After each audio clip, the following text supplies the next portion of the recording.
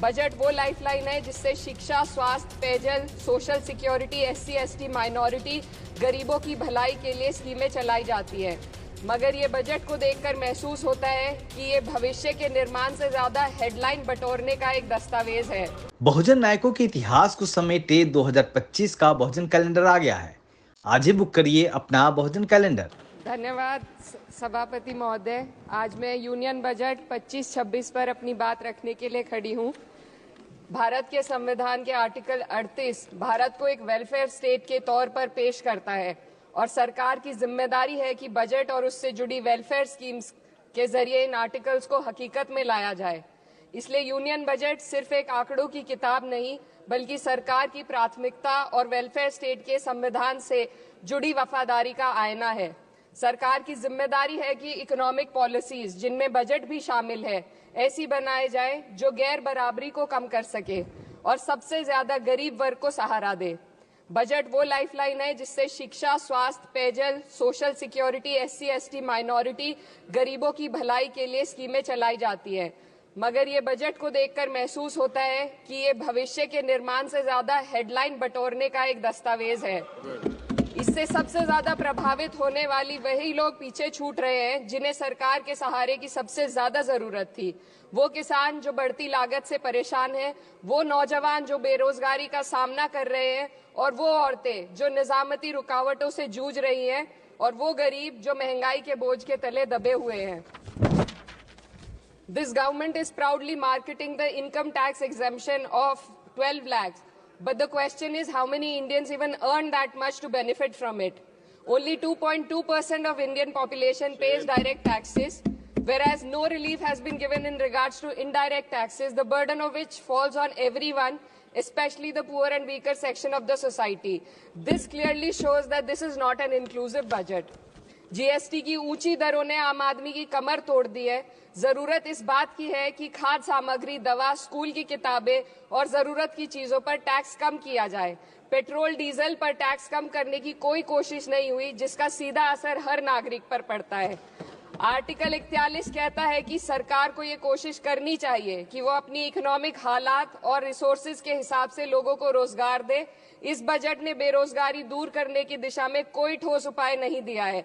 नई नौकरियों की बात तो छोड़िए, जो पहले से थी वो भी खत्म होती जा रही हैं। स्किल डेवलपमेंट प्रोग्राम के नाम पर करोड़ों खर्च किए जा रहे हैं, मगर सवाल ये है कि ट्रेनिंग लेने के बाद कितने नौजवानों को असल में नौकरी मिल रही है। सरकार के पास इसका भी कोई आंकड़ा नहीं है। सरकारी विभागों में लाखों पद खाली हैं, मगर भर्ती का कोई प्लान नहीं है। आर्टिकल 45, जिसके द्वारा सरकार की जिम्मेदारी है कि हर बच्चे को 6 साल की उम्र तक फ्री और जरूरी तालीम मिले ताकि उनका बुनियादी तालीमी डेवलपमेंट सही से हो सके, जिसको संसद ने शिक्षा का अधिकार अधिनियम बनाकर और भी मजबूती दी थी, परंतु इसकी जमीनी हालत क्या है वो किसी से छुपी नहीं है।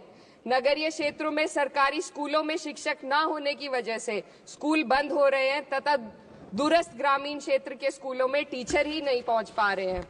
सरकार कह रही है कि डिजिटल इंडिया और एआई से तालीम का इंतजाम होगा, मगर जरा जमीन पर देखिए, उत्तर प्रदेश में सिर्फ 22% सरकारी स्कूलों में कंप्यूटर है। मेरे संसदीय क्षेत्र कैराना में कई सरकारी स्कूल शिक्षक न होने की वजह से बंद हैं और मदरसा एजुकेशन के बजट में 57% की कटौती कर दी गई है। क्या यही सबका साथ सबका विकास है? इसी तर्ज पर अस्पताल हैं जहां पर डॉक्टर नहीं है। आर्टिकल 47 अच्छी सेहत और जिंदगी के स्टैंडर्ड को बेहतर बनाने की आवश्यकता पर जोर देता है। राज्य की जिम्मेदारी है कि लोगों की सेहत और उनके वेलबींग को बेहतर करने के लिए जरूरी कदम उठाए, लेकिन हकीकत यह है कि इस बजट का सिर्फ 2% ही आम जनता तक पहुंच पाता है। शामली जिले में 84 डॉक्टर की पोस्ट स्वीकृत है, मगर सिर्फ 29 डॉक्टर काम कर रहे हैं और गायनोकोलॉजिस्ट मात्र 1 है। दवाइयों की कीमतें बढ़ती जा रही हैं, मगर गरीबों के लिए कोई राहत नहीं है।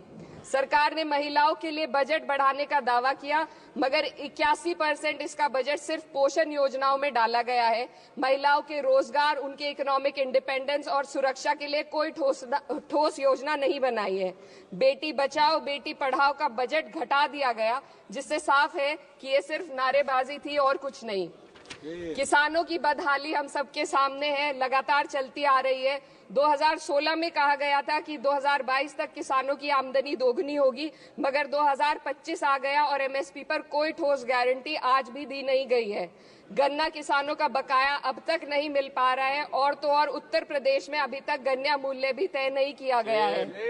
डीएपी, यूरिया और खाद की कमी से परेशान किसान आज भी सड़क पर प्रदर्शन कर रहे हैं।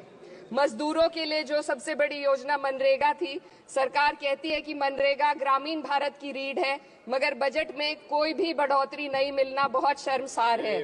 औसतन 44 दिन का ही रोजगार मिल रहा है, जबकि स्कीम 100 दिन की गारंटी की होती है। भारतीय रेलवे देश के लोगों की जीवन रेखा है और इसी से यहाँ के लोगों की आर्थिक एवं सामाजिक जिंदगी चल रही है। देश के हर हिस्से को रेल कनेक्टिविटी से जोड़े जाना सरकार की कल्याणकारी नीति का हिस्सा है। मेरे संसदीय क्षेत्र कैराना के रेलवे से जुड़ी 2 मांगे लंबे समय से लंबित हैं।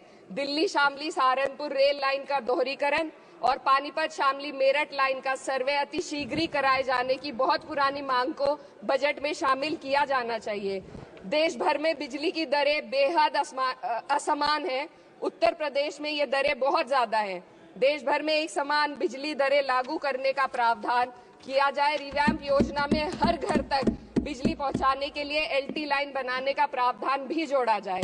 कृषि उपकरणों व खाद डीएपी को जीएसटी से मुक्त किया जाए।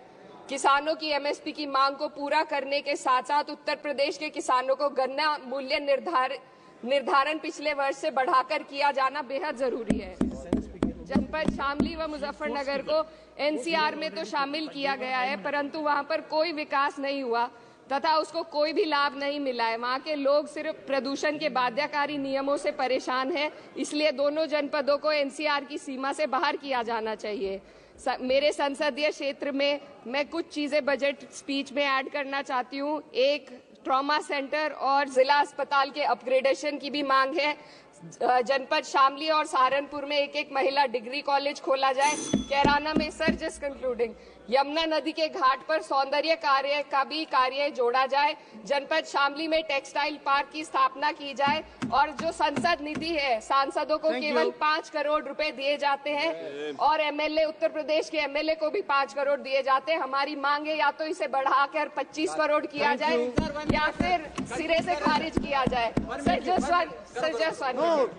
The union budget was an opportunity to address the pressing... Sir, just 1 minute. Please, 2 more speakers are in your party. Sir, just concluding. Pressing concern of India's citizen, rising unemployment, soaring inflation, crumbling public services and deepening rural distress. Yet, instead of offering real solution, the government has focused on optics and half measures. While tax relief for the middle class is welcome, it does nothing for the millions who earn too little to benefit from it. Education remains underfunded, rural employment stagnates, and farmers continue to struggle without meaningful support. The delays in conducting the census and caste census further exposes the government's disregard for data-driven policy making and social justice.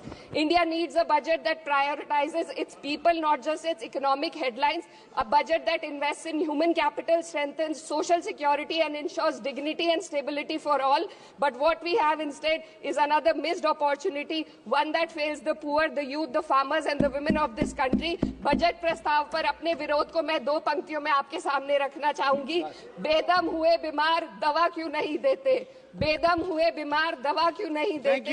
तुम अच्छे मसीहा हो, शिफा क्यों नहीं देते? मिट जाएगी मखलूक तो इंसाफ करोगे, मुंसिफ हो तो हश्र उठा क्यों नहीं देते?